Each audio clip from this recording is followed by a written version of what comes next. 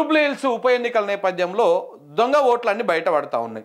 ఓవైపు దేశవ్యాప్తంగా రాహుల్ గాంధీ గారు ఓట్ చోర్ అనేటువంటి అంశంతో బాగా పోతా ఉంటే, అదే దొంగ ఓట్ల వ్యవహారము, అదే ఓట్ చోర్ వ్యవహారము జూబ్లీ హిల్స్ లో చాలా స్పష్టంగా కనపడతా ఉన్నది. సో కాబట్టి నిన్న కేటీఆర్ గారు సాయంత్రం 6 గంటలకి తెలంగాణ భవన్ లో పవర్ పాయింట్ ప్రజెంటేషన్ ఇచ్చారు. ఆ పవర్ పాయింట్ ప్రజెంటేషన్ లో మొత్తము దొంగ ఓట్లు ఏడేడా ఉన్నాయి, ఎక్కడెక్కడ ఉన్నాయి, ఆఖరికి కాంగ్రెస్ పార్టీ నుంచి పోటీ చేస్తున్నటువంటి కాంగ్రెస్ అభ్యర్థి ఎవరైతే ఉన్నారో నవీన్ యాదవ్ తమ్ముడికి కూడా 3 దొంగ ఓట్లు ఉన్నాయంట.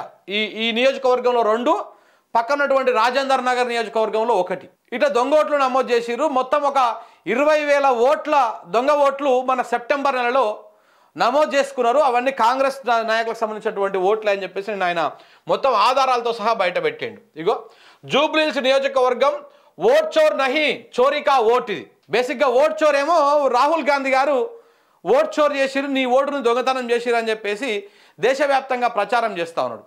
ఇక్కడనేమో చోరీకా ఓట్, దొంగ ఓట్లు ఇవి. అక్కడేమో ఓటును దొంగతనం చేసేస్తున్నారు, ఇక్కడనేమో దొంగ ఓట్లు సృష్టిస్తున్నారు. డిఫరెన్స్ అంతే. ఇక్కడ రాహుల్ గాంధీ గారు చేస్తున్న పోరాటంలో ఒక కొత్త లైన్ ఎంచుకున్నట్టు అనిపిస్తుంది ఇక్కడ కాంగ్రెస్ నాయకులు కానీ రేవంత్ రెడ్డి గారు కానీ. ఓహో, మన నాయకుడు దీని మీద ఫైట్ చేస్తున్నాడు కదా, మనం దాంట్లో ఈ లైన్ తీసుకుందాం అని చెప్పేసి ఈ లైన్ తీసుకున్నట్టు కనపడతా ఉంది. సో ఓట్ చోరీనేమో రాహుల్ గాంధీది, ఈ చోరీకా ఓట్ ఇది అంటే దొంగతనం చేసినటువంటి దొంగ ఓట్ల లెక్క అనమాట. ఇది దొంగ ఓట్ల భాగవతం. జూబ్లీ హిల్స్ లో 23,000 నకిలీ ఓట్లు, స్థానికేతరుల పేర్లతోటి దొంగ ఓట్లు, ఓ చోట ఒకే ఇంటి నెంబర్ పైన 43 ఓట్లు, ఇంకో చోట ఓనర్కు తెలియకుండా 23 ఓట్లు, మరొక చోట లేని ఇంటి నెంబర్ పైన 42 ఓట్లు, కాంగ్రెస్ అభ్యర్థి తమ్ముడికి 3 ఓట్లు, అందులో 2 దొంగ ఓట్లు.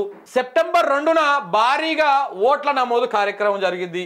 ఈ సెప్టెంబర్ 2 జరిగినటువంటి ఓట్ల నమోదు కార్యక్రమంలోనే ఈ దొంగ ఓట్ల భాగవతం అంతా నడిచింది అని చెప్పేసి నిన్న కేటీఆర్ గారు చెప్తా ఉన్నారు. అన్ని ఎవిడెన్సెస్తో ఎన్నికల సంఘానికి ఫిర్యాదు చేసిన అధికారులు స్పందించలేదు. దొంగ ఓట్లపై కోర్టుకు వెళ్తాం. జూబ్లీ హిల్స్ దొంగ ఓట్ల పైన బీఆర్ఎస్ పీపీటీ ఇచ్చింది, ఆధారాలతో బయటపెట్టినటువంటి కేటీఆర్. రాష్ట్రంలో సంచలనం సృష్టిస్తున్న ఓట్ చోరీ భాగవతాన్ని కేటీఆర్ బయటపెట్టారు. జూబ్లీ హిల్స్ నియోజకవర్గంలో వేలాది దొంగ ఓట్లను గుర్తించారు, ఆధారాలతో సహా మీడియాకు వివరించారు. ఆఖరికి కాంగ్రెస్ అభ్యర్థి నవీన్ యాదవ్ సొంత తమ్ముడికి కూడా 3 ఓట్లు ఉన్నట్టు రుజువు చేశారు. ఇప్పటికే అన్ని ఎవిడెన్సెస్తో ఎన్నికల సంఘానికి ఫిర్యాదు చేసినా స్పందించడం లేదని అన్నారు. రాష్ట్రంలో బీజేపీ కాంగ్రెస్ ప్రభుత్వం అధికారంలో ఉండి చర్యలు తీసుకోవడం లేదని విమర్శించారు. ఈసీ తీర్పుకు నిరసనగా హైకోర్టుకు వెళ్తామని కేటీఆర్ స్పష్టం చేశారు. హైకోర్టుకు పోతే ఏమైతే హైకోర్టు కొట్టేస్తుంది. ఈ ఈసీ, ఈ హైకోర్టు ఇదంతా వేరే వ్యవహారం మళ్ళీ ఇంకా. సో ఎట్లా ఓటు చోరీ జరిగిందంటే, ఒక ఆయనకు నా పేరు గోగూరి శ్రీనివాస్ రెడ్డి, నాది రాజన్న సిరిసిల్ల జిల్లా, ఎల్లారెడ్డిపేట మండలం రాజన్నపేట గ్రామం. జూబ్లీ హిల్స్లో నా పేరుతో ఓటు ఉందని తెలిసి షాక్ అయినా. నేను పుట్టింది పెరిగింది మొత్తము రాజన్న సిరిసిల్ల జిల్లాలోనే, నేను వ్యవసాయం చేసుకుంటా ఇక్కడే ఉంటున్నా, నా పేరు మీద జూబ్లీ హిల్స్లో ఉన్న ఓటు 100% దొంగ ఓటే అని చెప్పేసి మాట్లాడండి. బయట ఉంది, ఆ బయట కూడా ఉంది, మీకు చూపిస్తాను ఆగండి. Now this is a very interesting example. So we contacted one of the gentlemen. This person, his name is Goguri Srinivas Reddy. He's a resident of Sirisilla, my constituency, my assembly constituency. So I was surprised that one gentleman called Srinivas Reddy, whose father's name is Ella Reddy, has all of a sudden appeared in Jubilee Hills. So his vote was registered in Sirisilla constituency. His epic number is ATM 0460691, and on 2nd September his name was also included in Jubilee Hills. So our team went to him. They said, did you register in Jubilee Hills? Did you shift your vote to Jubilee Hills? This was the question we asked. Please listen to his answer. Rajanna Sircilla జిల్లా ఎల్లారెడ్డిపేట మండలం రాజన్నపేట గ్రామము. Jubilee hills దొంగ ఓట్లలో నా పేరు వచ్చిందని టీవీలో విని వార్తల్లో విని షాక్ అయ్యాను. అసలు నా పేరు అక్కడ ఉండడం ఏందని. నేను పుట్టింది పెరిగింది రాజన్నపేటలోనే, నేను వ్యవసాయం చేసుకుంటూనే రాజన్నపేటలో దిగేస్తున్నాను. 100% దొంగ ఓటండి. గోగూరి శ్రీనివాస్ రెడ్డి గారు రాజన్న సిరిసిల్ల జిల్లాలో సిరిసిల్ల కాన్స్టిట్యున్సీలో రాజన్నపేట అనే గ్రామంలో పుట్టి పెరిగి అక్కడే ఉన్నాడు. ఆయనకు 2వ ఓటు జూబ్లీ హిల్స్ లో ఉన్నట్టు ఆయనకు కూడా తెలియదు. ఆయనను పోయి మేము అడిగితే ఆయన షాక్ అయ్యి, నా పేరు మీద జూబ్లీ హిల్స్ లో ఓటు ఉండేది, నాకేం సంబంధము, ఇది ఎవరు రాయించారో దొంగలు నాకు తెలియదు అంటే ఆయన పేరు వాడుకుని ఇంకెవరో ఓటేద్దాం అనుకున్నాడు, రాయించుకున్నారు, దొంగ ఓట్లు రాయించారు. అంటే మాకు తెలిసింది కాబట్టి మేము ఎంక్వైరీ చేశాం కాబట్టి దొరికింది. As you can see mister Goguri Srinivas Reddy has no clue that he has a second vote. He is himself explaining that he is never stepped out of his district. But మరి ఇప్పుడు ఎన్నికల సంఘం ఏం సమాధానం చెప్తుంది? రాష్ట్ర ప్రభుత్వం ఏం సమాధానం చెప్తుంది? రాష్ట్ర కాంగ్రెస్ నాయకులు ఏం సమాధానం చెప్తారు? అసలు ఎవడు నమోదు చేయించిండు? మొన్న సెప్టెంబర్ 2వ తారీఖు నాడు ఓట్ల నమోదు కార్యక్రమాన్ని చేపట్టింది ఎన్నికల సంఘం. ఆ రోజు చాలా జరిగినాయి. దొంగ ఓటును నమోదు చేయించింది ఎవరు? అభ్యర్థి చేయించిండా? రేవంత్ రెడ్డి గారు చేయించిర్రా? పిసిసి చేయించిందా? లేకపోతే డిసిసి అధ్యక్షులు చేయించిర్రా? కాంగ్రెస్ నాయకులు చేయించిర్రా? ఎవరు చేయించారు? ఈ గోగూరి శ్రీనివాస్ రెడ్డి మరి శ్రీశైలంలో ఉంటే ఆయన ఓటు ఎవరేదాం అనుకున్నారు? కాంగ్రెస్ నాయకులు ఏదాం అనుకుర్రా? ఇప్పటికే నవీన్ యాదవ్ మీద చాలా ఆరోపణలు ఉన్నాయి. బెదిరిస్తాడని, అది చేస్తాడని, ఇది చేస్తాడని. ఇట్లా దొంగ ఓట్లు కూడా గుద్దించుకుంటారా? ఇది ఒకటే కాదు, ఇంకా చాలా ఉన్నాయి అంశాలు. ఇది ఒక అంశమే కాదు కదా. చూడండి, ఆ ఓట్లు దొంగ ఓట్లన్నీ తీసేయండి, ఇది తప్పు. అభ్యర్థి సొంత తమ్ముడికే 3 ఓట్లు ఉంటే ఇదేం ఎన్నిక? డిమాండ్ చేసేది ఎన్నికల కమిషన్ ని 3. ఒకటి, ఎంత అడ్డంగా దొరికిపోతారంటే కాంగ్రెస్ వాళ్ళ స్పెషాలిటీ. ఇప్పుడు చూడండి లాస్ట్ ఇది హైలైట్. ఇప్పుడు అభ్యర్థి పేరు వి నవీన్ కుమార్ యాదవ్, కాంగ్రెస్ అభ్యర్థి. ఈయన వాళ్ళ సొంత అన్న తమ్ముడు వెంకట్ ప్రవీణ్ కుమార్ యాదవ్ 3 ఓట్లు ఉన్నాయి ఆయనకు. అభ్యర్థి కాంగ్రెస్ అభ్యర్థి సొంత తమ్ముడు ఎవరో కాదు, ప్రవీణ్ కుమార్ యాదవ్. వి ప్రవీణ్ కుమార్ యాదవ్, ఫాదర్ పేరు శ్రీశైలం యాదవ్ గారు.